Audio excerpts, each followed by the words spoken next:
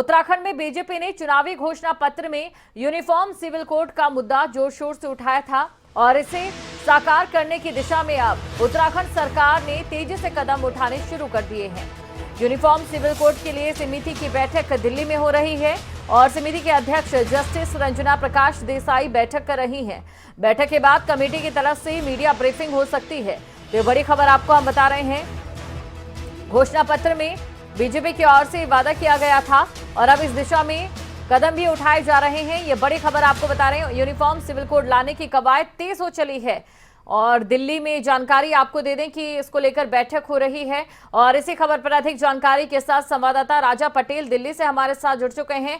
राजा, सबसे पहले तो आपसे यही जानना चाहेंगे क्योंकि देखिए बीजेपी की ओर से अपने घोषणा पत्र में इसका वादा भी किया गया था और इसे लागू करना एक बहुत बड़ी चुनौती कहीं ना कहीं सरकार के लिए बनता भी जा रहा है। ऐसे में बैठक में कौन कौन से पहलू जो है वो सामने रखे जाएंगे, क्या कुछ खास रहेगा? और बिल्कुल देखिए, दिल्ली में ये दूसरी बैठक है।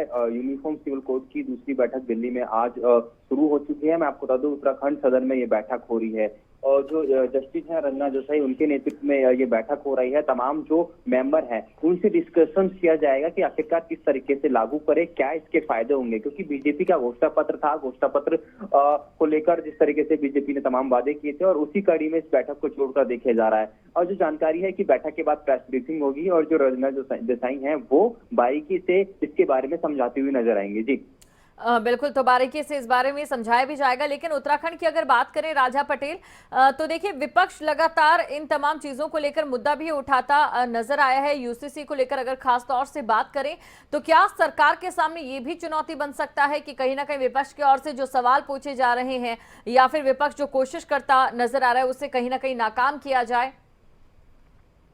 और बिल्कुल देखिए, बहुत बड़ी चुनौती है यूसीसी को लेकर। जिस तरीके से घोषणा पत्र में बीजेपी ने वादा जरूर किया था, पर जो जानकारी है, जो कि पहली बैठक हुई थी, पहली बैठक के बाद प्रेस ब्रीफिंग हुई थी, इसमें जानकारी दी थी कि जो मेंबर हैं वो लगातार ग्राउंड पर काम करेंगे। मतलब इसको लागू करने से पहले सरकार जानना चाह रही है। लोगों की हम बात करें, उत्तराखंड के तमाम जो पहलू हैं उन सभी को, कि किस तरीके से इसको आगे लागू किया जाए, क्या फायदे हैं, क्या नुकसान है। पर दूसरी ओर जिस तरीके से विपक्ष राजनीति कर रहा है, पहले भी लगातार तमाम जो उत्तराखंड के मंत्री है वो बयान दे चुके हैं कि जो वादा हमने किया है वो जरूर पूरा करेंगे। थोड़ा टाइम जरूर लग रहा है और उसी कड़ी में आज दिल्ली में ये दूसरी बैठक देखने को मिल रही है। जी राजा पटेल, जैसा कि आपने बताया कि जनता की राय इससे पहले सरकार की ओर से ली जाएगी, कहीं ना कहीं जरूरी इसको लेकर भी हो जाता है कि एक तरफ विपक्ष कहीं ना कहीं जनता के सामने कमजोर था, लेकिन बीजेपी की अगर बात करें तो बीजेपी की ओर से चुनावों में जो जीत दर्ज की गई उसके और भी कई पहलू हैं।